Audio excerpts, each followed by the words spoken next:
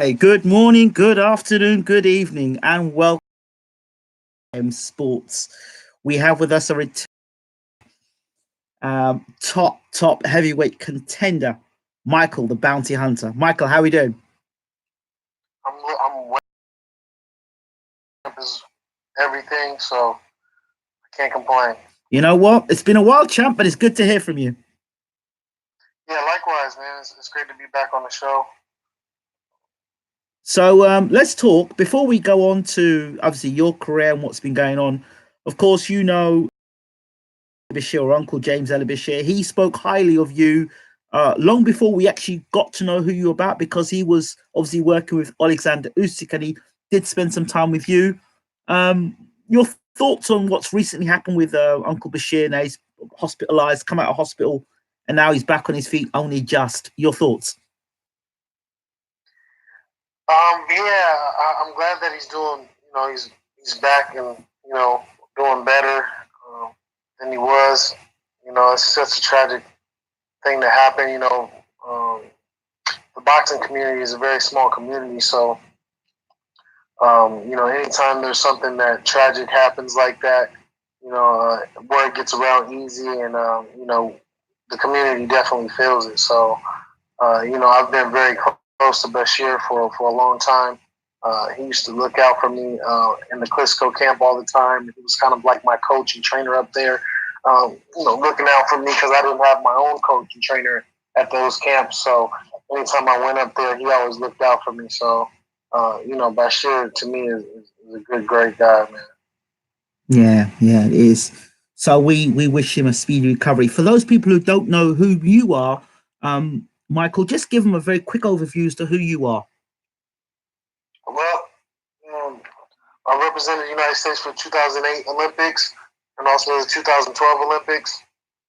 Um, uh, I've had tons of amateur experience. Now, I'm a professional. I'm 18-1, um, and I'm on my way to the heavyweight champion of the world. So it's only a matter of time. That's all. So we're going to get Povetkin out the way, which is in December 7th in Saudi Arabia on the undercard of Anthony Joshua, Andy Ruiz, which was going to be one great fight. Um, the undercard is looking very promising. So, and I'm the co-feature, so I'm definitely going to hype up the fight for the big shebang. So, Absolutely. So talk to us about. I mean, you talk about a wonderful training camp. You've made no secret the guys you've been working with in camp. It was interesting that you were working with Washington. Gerald Washington was one of the guys you were sparring with. Um, uh, Go ahead. well, there's a lot of these guys are in the camp and at the gym. Mm-hmm. I don't really. I'm mostly focused in sparring with Andrew Ruiz and Yes. kind of prepping him and helping him out. And yeah, so I've been sparring a lot of different guys in the gym. We've been getting a lot of work, a lot of different type of looks, and working on different scenarios and different situations. So I'm pretty sure me and Andy are definitely ready come December 7th. So you're sparring with Andy Ruiz, which I know that was no secret. You were sparring with him. I know that you in the amateur stopped him the last time we spoke. How has his style differed from the amateur days to now? Because both of you have definitely come on as fighters. Yeah, he's a lot more seasoned. He kind of has the same concepts, but just a lot more seasoned. A lot of lot more tricks up his sleeve, and a lot more put together as far as back then. I would say me too, but just speaking on Andy, he's obviously improved, and he's the champ right now. So there's a different mentality, to be had there, and I think he's going to do very, very well in this upcoming bout. So Put the record straight for us. There's lots of talk about whether Andy Ruiz has lost weight, he's gained weight, that he's had, it's more time to prepare. Is he more prepared in this rematch? Has he still got the hunger now that he's heavyweight champion of the world? Did you feel that when you were sparring him? Yeah, he's definitely more prepared. He didn't have that much time to get ready for the first fight, and they already had a rematch clause in there for the second fight, so he was well aware of him having to fight him again after he won the first one. So I think he's more mentally prepared. He's definitely going to be more physically prepared, and their team is only getting stronger. They have a good team over there. They're all they all work together very well. And they all analyze each other, and make sure they're all accountable. And so I think he's going to be a lot more prepared this time. It's going to be a lot harder to beat him than it was the first time. I know Anthony Joshua is definitely going to step his game up, but he's going to have a lot to step up. Because he fell short the first fight. So but now Andy has a lot more time to get prepared for him. Before he was basically just fighting off of instincts, fighting off of his intuition.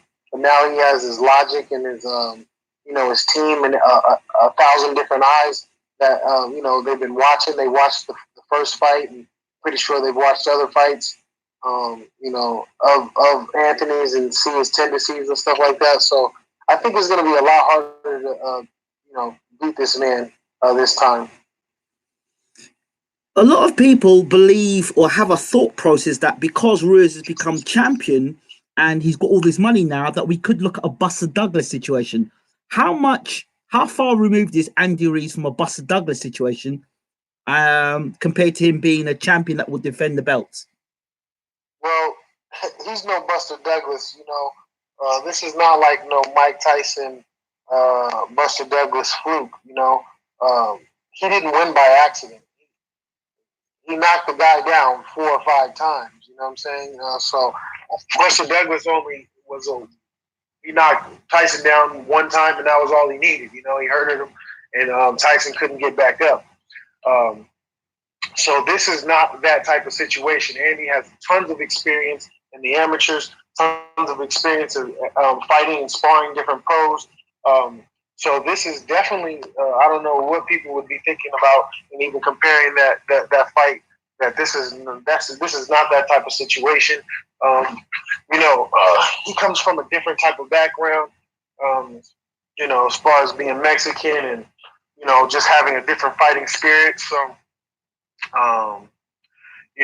Buster Douglas also was fighting off of, his mom had passed and, things that happened in his life that, just the stars had lined up for him on that day.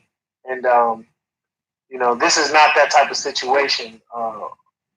Andy Ruiz is a live dog at any time. So, his only loss was to Parker. To Parker. That was disputable. That was very controversial. Exactly. And to be honest, when you it's just all about tactic when it comes to Andy and trying to get the best out of him. So if they fought again, he would probably give him just as much problems. You know what I'm saying? Yeah. And Parker's not no pushover. That's a good fighter. Yeah. So he's not. This is going to be a tough fight. So anybody that says that is just fans. I had said it previous that this fight was not going to be a tough fight the first time. I feel like Andy Ruiz is much more fluid than Anthony Joshua. You can see it. I don't know if you watched the presser in the first fight when they were, they both came out swinging their arms, and Andy Ruiz just looked so much more fluid, given that shoulder pop, and Anthony Joshua, is still kind of developing that, and he still is learning. It's a learning, thing in progress. Especially to be, to get where he accomplish what he's accomplished so much, in so little time. There's still a maturity. You know, you can still be a mature young person, but it takes 31 years to be 31. You know, so yeah, I get you. I hear that. You know about moving down in weight, and you know what he's moving to move up in weight. Anthony Joshua, a lot of the experts are saying that now Joshua losing the weight and losing the bulk is going to make him a better fighter. You know about weight loss, you know about weight gain. Talk to us of the pros and cons for Anthony Joshua. You know, you never really know. I think it is going to play a little role, but like I said, we're talking about we're comparing experience to weight loss. You know what I'm saying? When you talk about the fluidity, you can't just get fluidity by losing weight. Exactly. It doesn't go like that. Now, if you're already fluid, you can become more fluid. Yes. You know, so not to say that he's not going to be a little faster or a little more lighter on his feet, but if you don't know how to punch and box and punch at the same time, that's just technique and something technical that you're going to have to continue to work on. And I'm not sure if you're going to be able to get that in this short amount of time. So, but I think the weight is definitely going to help him. I think he was a little too bulky, so I think it definitely is going to increase a little bit, but not as much as people would like to think so. You know, I think people like to say he's going to be just this fluid, beautiful boxer, which that's not the case. He's not. You know, you can't just change your whole personality in one flip. So, he has a lot of adversity to come through, and he's had a lot of adversity to come through before, and he's come through it. So, there's really no telling what's going to happen the night of the fight. It's still fighting. We're still competing right now. You know what I'm saying? We're still in the race. You know what I'm saying? Until that that final bell rings and somebody has their hand raised. It's constantly being adjusted. You know what I'm saying? It's just like the betting odds is just fluctuating, going this way, going that way. So you never really know until it's over. They're both phenomenal fighters. And at the top of their game right now, so you never really know what's going to happen. And as far as even the team, you never know what's going to happen, what's happening during the camps and the team and people's mindset and what they're telling Anthony and what they're telling Andy. It can be it could change on any given day. Do you ever wonder to yourself, hey, that could have been me instead of Andy Ruiz, because my name was in the hat. I could have been fighting Joshua.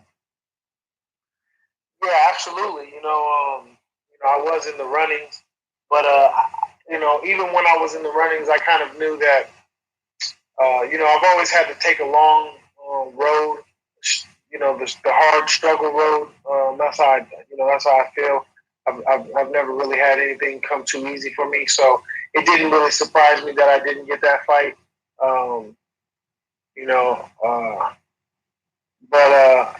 It didn't deter me in any way because prior to that, I've always been on the same mission and walking the same journey. So eventually, mine is coming. So as long as I continue to do what I'm doing, I won't be denied. Okay, so I've got some people in the room. One in particular I've got to give a shout out to. Trap House Boxing says, tell Hunter I believe that he'll get rid of Povetkin once and for all. Then he adds by saying, tell him he's one of my top 5 favorite heavyweights. That's from Trap House Boxing.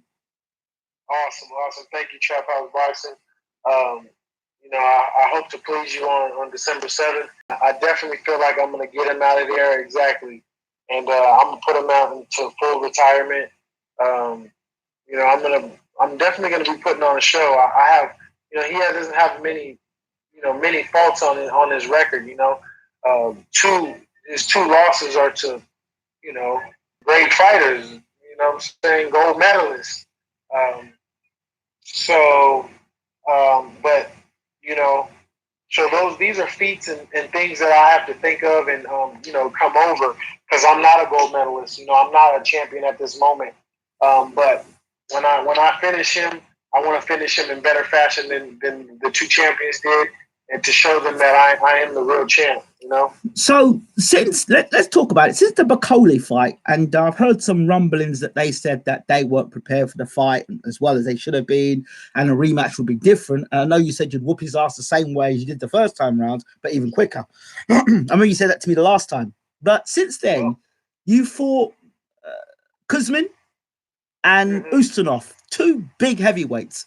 How have you found fighting the bigger guys? Because often I've argued on this show with guys that say that you're too small, and I say to them that you've been Ustinov and you've been Kuzmin, two big heavyweights, and then you fought Bacoli as well. I've always gotten that since I was an amateur.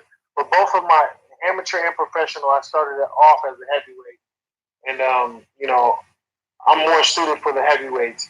I definitely enjoy beating up on the big guys, because the one thing that I've noticed from fighting so many heavyweights is their heart is not as big as their body. I like them, making them quit, beating them up. Like I said, I fought Tyson Fury, and when it comes down to looking a man in his eyes, and it's just mano a mano, and me and you, my heart has always been bigger than theirs, and that's one thing that I can see for sure. And that's where the fight is at. I don't, as far as all the me being little and physical, these are features that I have to overcome and stuff like that. But their heart is small. You know what I'm saying? That's how I feel, and my heart is just a little bigger. So, it's something I enjoy it. I enjoy people telling me that, and I hear it all the time that I'm small, this, that, and the third. But like I said, I only had a 2-week notice for Martin Bacoli, so I don't know why he's saying that he wasn't prepared. I wasn't prepared. I had to go out there with $2 mouthpieces. And whoa! Rewind that a second. $2 mouthpiece. Yeah, I bought $2 mouthpieces. Borrowing people's shoes and stuff. Oh my God! People do not understand what it takes. Yeah, of course. And what we're really doing behind the scenes to get ready and stuff like that. And damn, I'm glad that I'm definitely in a better position at this time. But prior to that, I was hungry, and damn, I just took whatever was available to me. Of course, I get that. Fight came up, so I hear that. Yeah, give me a full camp. Martin is crazy. You know what I'm saying? I would love that fight. I'm gonna let him keep getting his wins.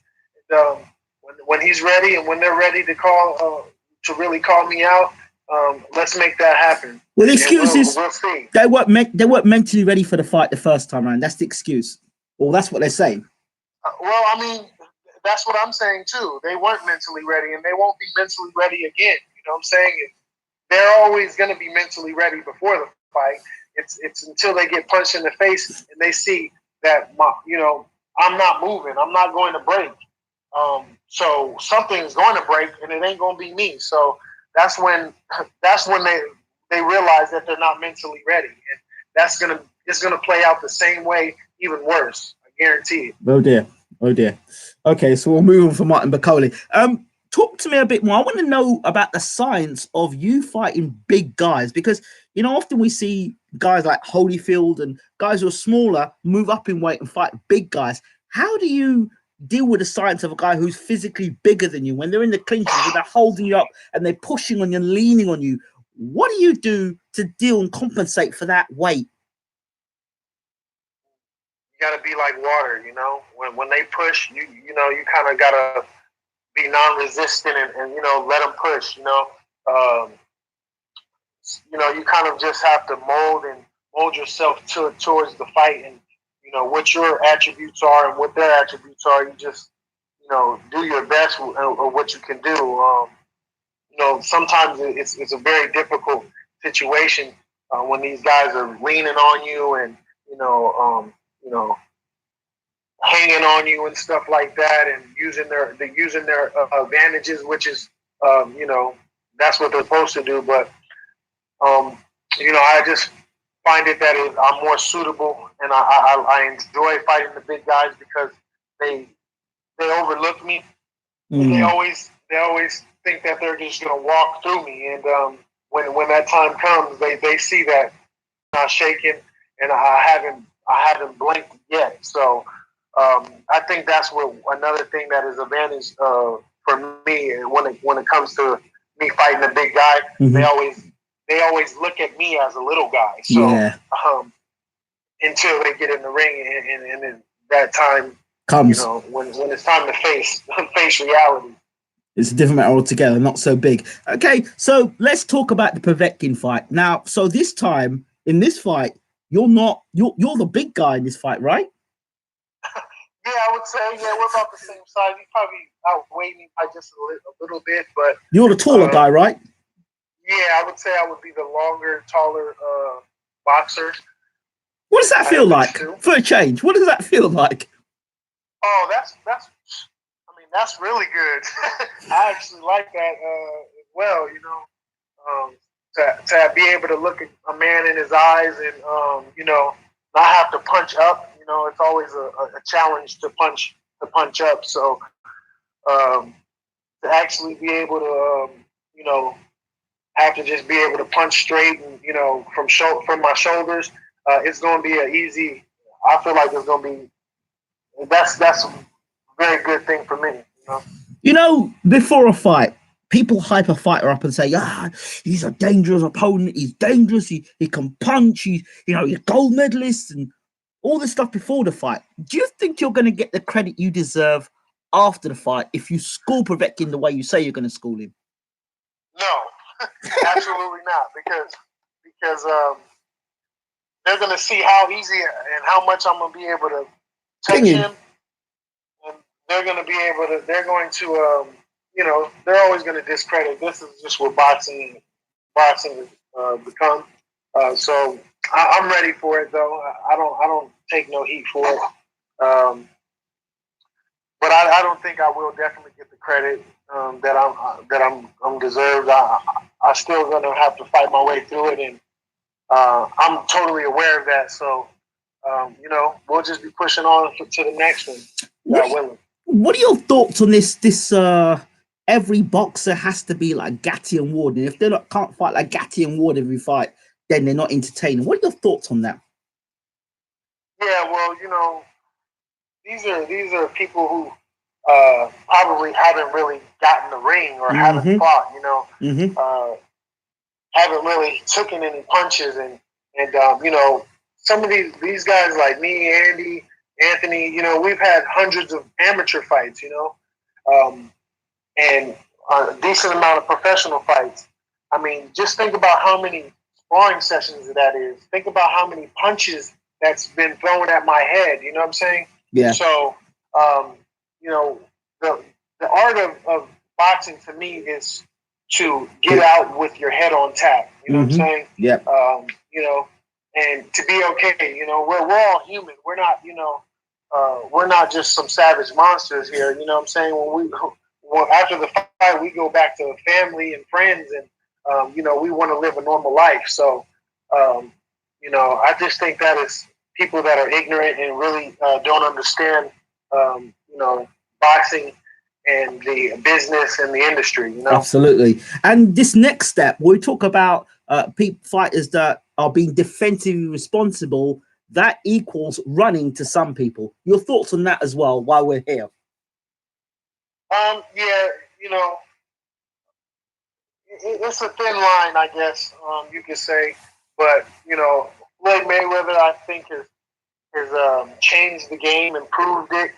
Maybe not to the fans just yet, but it has definitely seeped in to the fighters. Yes. To where it's not smart to get hit. You know of course. What I'm saying? It's not smart to wear your heart on your sleeve to be. You know what I'm saying? To have your nuts hanging and stuff like that. There's a time and place for those type of situations, but those are the situations that's like what do they call it? It's like your last resort. That's something that you don't want to go to unless you have to. You're in the fight that I'm just gonna just run this guy over. Boxing. That's why they call it boxing and not fighting, because boxing is an art form. You know what I'm saying? So uh, when you're talking about art, we're talking about dancing. We're talking about expression. We're talking about um, you know cohesiveness. You know what I'm saying? Things work um, at optimal levels. You know what I'm saying? With least amount of friction. Yeah, So, get that. I hear that. when you talk about these things, um, being like Gotti and Ward is really not the best idea. No, it's not. Being like Floyd Mayweather, amen, is the idea. I mean, come on now, we can't. We can't argue with that. No, we can't argue with that. I'm sure the casuals can, but we can't. The other thing I want to come to you about is, while you're here, because you're a technician, and I love talking to technicians. I've heard it said many times in the back rooms of, you've got to be impressive in this fight. You've got to put a show on. And I've seen that interpreted by some fighters go out there and they box completely differently to how they normally would fight, and put themselves in danger and almost get themselves knocked out in the process, or get knocked out because they're trying to please the fans and please the TV executives. What are your thoughts on this? Well, like I said, going back to boxing being an art, we're talking about expression, and when you're trying to find the full expression, it's not the easiest thing to do, because you want to be as true to yourself. You know what I'm saying? If playfulness is who you are, in your nature, then that's okay. But if you're going out there and trying to be a little more pizzazzy than you normally are, or trying to do some extra stuff, then you're just as bad as people like Gotti and Ward, or somebody that's trying to fight through the situation. There's a fine line to expression and to the highest expression of yourself. So, it's a balance. It's definitely a balanced game.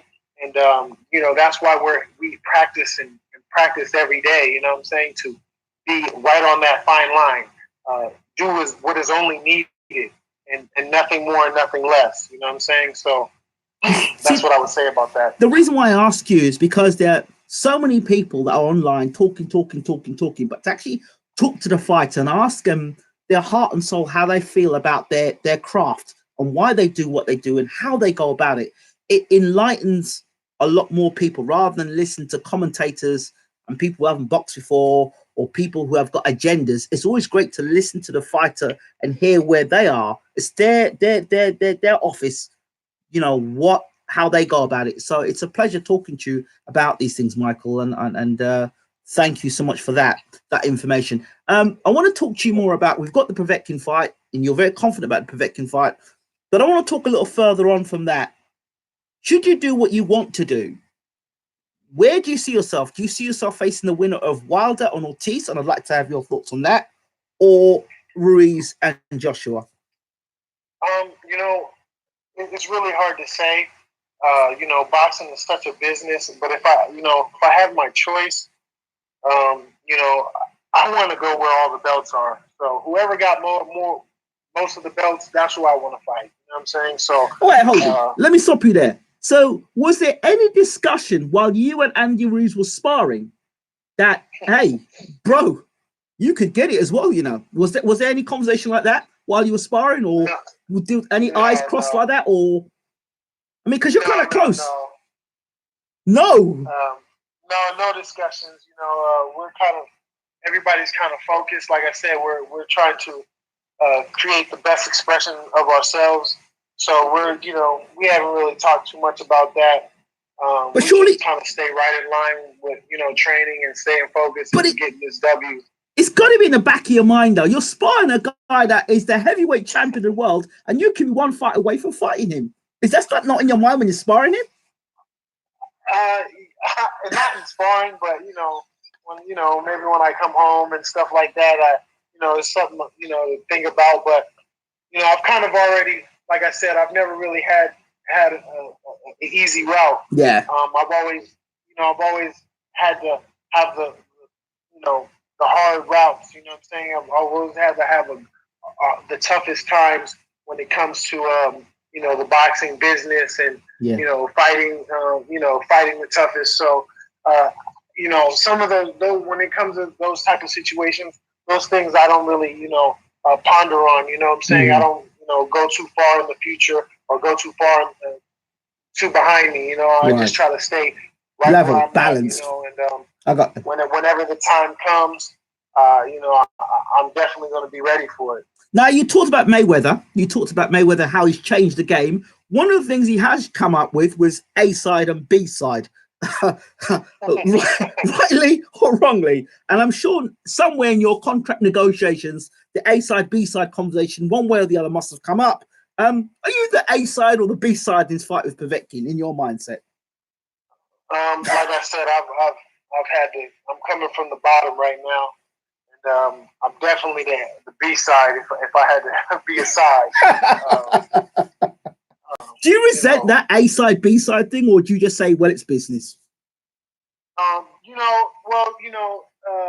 It's a reality because of the teams, and you have it's such a business. You know what I'm saying? So there's always different attributes that come into the fight game. It's not just who's the best fighter, or we would have settled a lot of these things right out of the gate. A lot of these guys that are in the top 10 wouldn't even be around right now. We would have already handled it. Anthony Joshua probably would have lost a little earlier. Like when we were in the amateurs, you didn't know who you were going to fight. You know what I'm saying? So, but since it's so political and it's such a business, I feel like they do make it an A and B side, and it is what it is. I have no complaints about it. I just, like I said, I just do my part, and when I accept the fight, I'm all in. So I let all of that A and B side stuff go because it means no difference to me now. It's me and me. It's me against me. So yeah, I get that. We really kind of let all that stuff go at the time of signing the deal.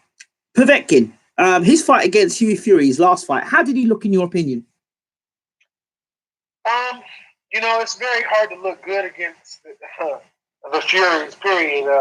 Especially Hughie, I would say, because he's so herky-jerky. He's a little faster than Tyson.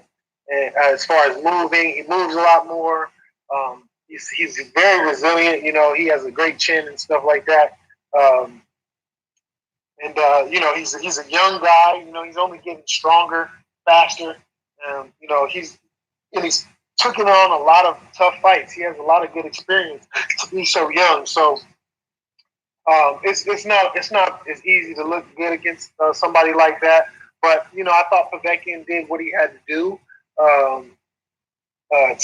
to win the fight, and I thought he did what he had to do. Like I said, I don't think anybody really was good against Hughie Fury.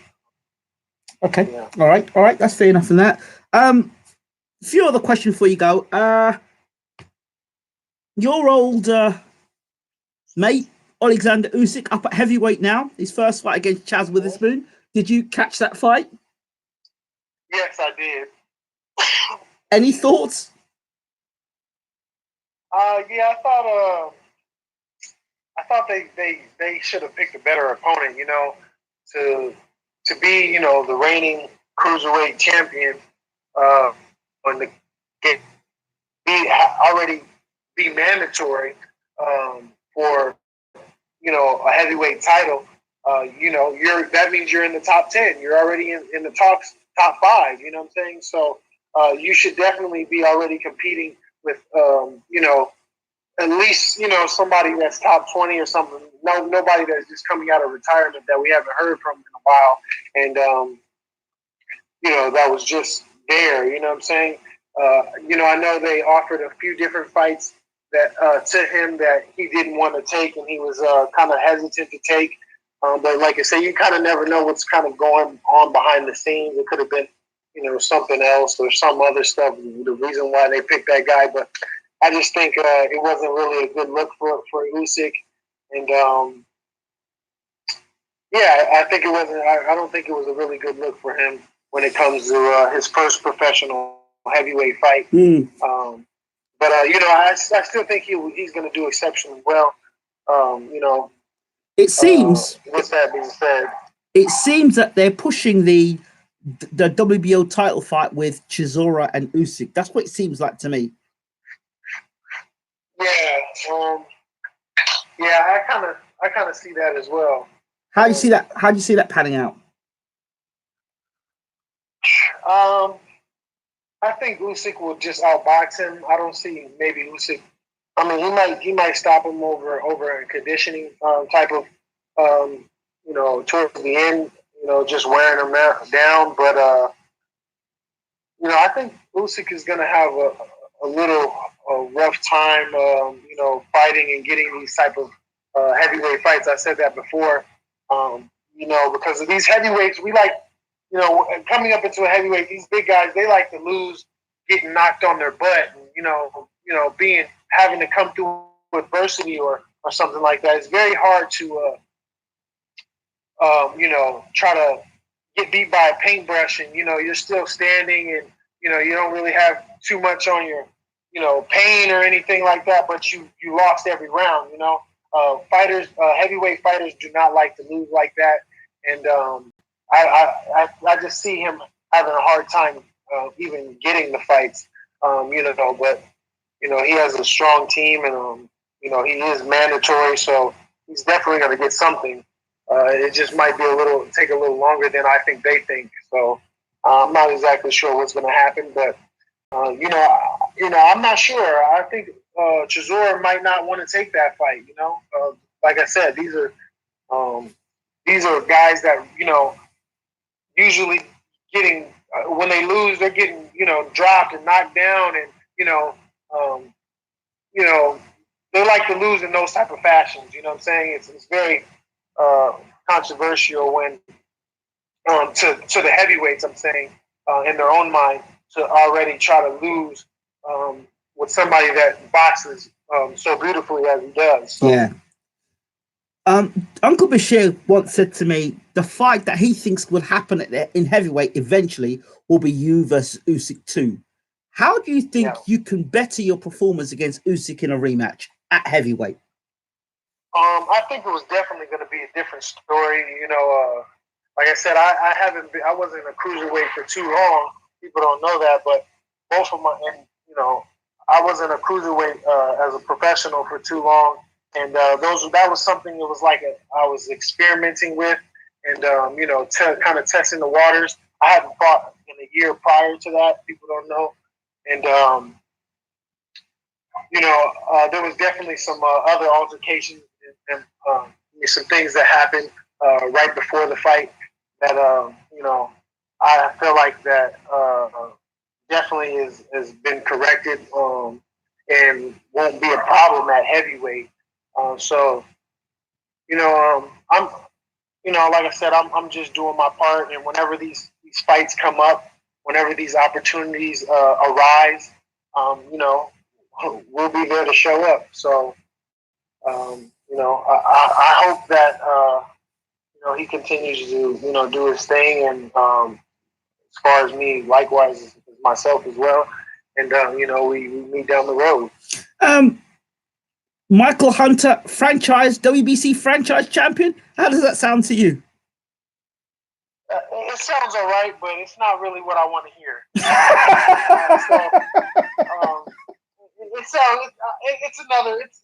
It's something to put on my resume, but I want the world title. I came here to be heavyweight champion of the world. You can be heavyweight champion of the franchise. Yeah, well, I want all the belts. I'm a little selfish when it comes to that. So, I want all the belts. What about Michael Hunter, PBC champion, heavyweight champion? What are your thoughts on that? I don't think I like that one. I'm going to ask because it seems that from franchise belt to PBC belt, I'm waiting for a TV championship. Where are we going with all this? Where do you think it's going? And will it affect the possibility of ever having an undisputed heavyweight champion? Yeah, it's this is, like I said, it's getting more business than fight, than boxing.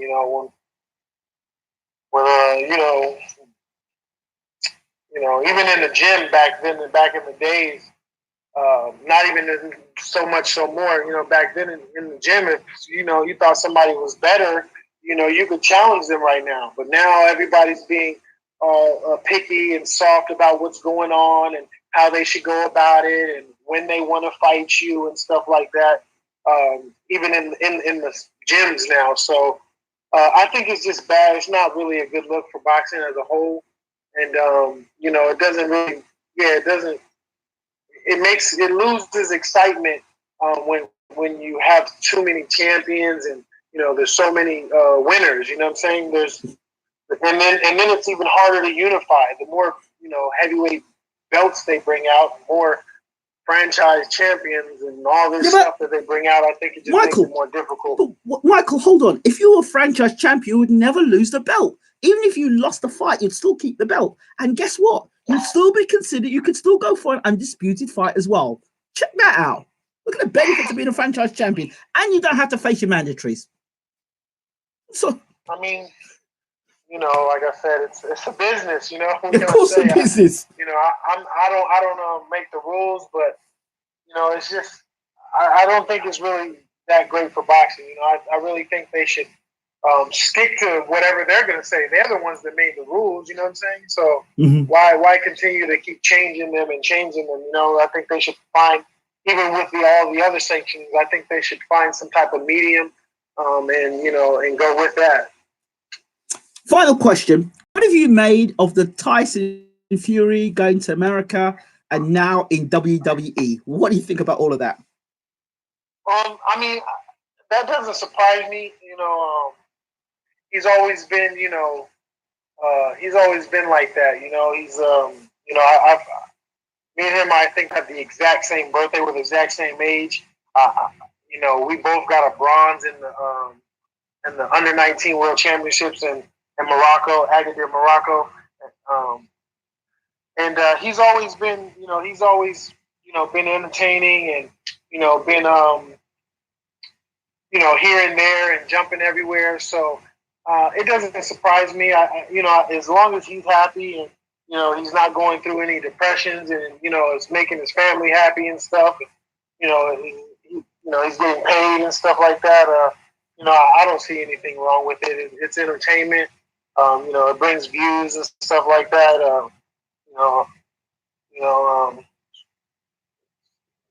I guess that's what it is. He's a fighter, but it's just everybody has their own cup of tea. So I'm happy for him if he's happy. Right, Wilder Ortiz, who wins? Oh man, that's a good. I seen Ortiz. He looks really good. He looks like he's tried and done really well for this camp and tried really hard. He seems like he's been very disciplined at what he's doing. But it's what is it? I don't know how many months it's been. It's at least been a year since the last fight, and when you get to that age, when you get to a certain age, we all still don't really know exactly how old this guy is. 49 or 50, I think. Yeah, every month counts. You know what I'm saying? When at that point, especially when you're in a young man's game.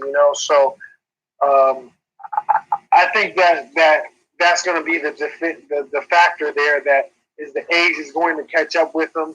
I think he kind of did in the first fight. But I feel like he has the better skills, the better eye and stuff like that. But it's he's Deontay Wilder is no pushover, and he fights with his heart. You know what I'm saying? So, and he has a big bomb on there on the end of that right hand. So, it's hard to fight somebody like that. You know what I'm saying? But I think if Ortiz sticks to a game plan, that he could win. He could win this fight. Okay. I think it's a very possible, definitely a fight that he could win. But will he? is beyond me. Okay, Michael, before you go, how do people follow you across social media? Because I know people love to follow you across social media. If you're on Facebook or Twitter or Instagram, let people know now. Well, my Instagram is Michael Bounty Hunter, Okay. and my Twitter is Michael Hunter 2. And yeah, you can follow me on those 2 social platforms. I don't really have anything else. Those are the 2 main platforms that I go on. And to the fans, why should they tune in to watch you fight Povetkin? Oh man, it's gonna be fireworks. It's gonna be 4th of July. It's gonna be great fireworks. Before the Big Bang happens, and I'm definitely gonna set the tone, if not steal the show. I'm looking every time I compete. I'm always looking to compete against the whole show. So I'm gonna be there to entertain and at least spoof up the main event, because I know that's definitely going to be an exciting fight. There's going to be millions of fans watching, and it's going to be a great night. Trust me. And if you want to see a knockout, definitely want to tune in before the main event. Sounds fantastic. When you get at Saudi Arabia, when you fly out? I think we're going to get there like 14 or 10 days before. Acclimatization? Yeah, just to get acclimated and stuff. I'm from Las Vegas, so it's hot anyway. So I'm kind of used to deserts and stuff. I know we're on the other side of the world, so we still definitely got to go check it out and feel everything out. But I should be okay when I go over there. Sounds fantastic. Michael Bounty Hunter, thank you so much for talking to BWK Sports. Any final words? No, thank you for having me on the show. I hope we could do this after I get this victory, and absolutely. We'll see where my career goes from here. Boxing is such a roller coaster. We never know what's going to happen. So be looking for me. And hopefully I'm back on the show. And the new. I'm just waiting for those words. Of course. Yeah, I like boxers, we dream about that now. Absolutely. we definitely have dreams about that. So I'm very excited to hear those words. Absolutely. And not franchise champion either. No. Thank you, champ. All the best. Yep, you have a good one. Will do. Thank you. So there you have it. There's your exclusive with Michael the Bounty Hunter. He'll be fighting live and exclusive. If you're watching it on Sky Sports or on DAZN, he'll be fighting on the undercard of Anthony Joshua versus Andy Ruiz Jr. So be there. He'll be fighting Alexander Povetkin. So be there. And we look forward to seeing Michael Hunter doing the business against Povetkin. Thank you for watching. I hope you've enjoyed the surprise. We're out. Take care.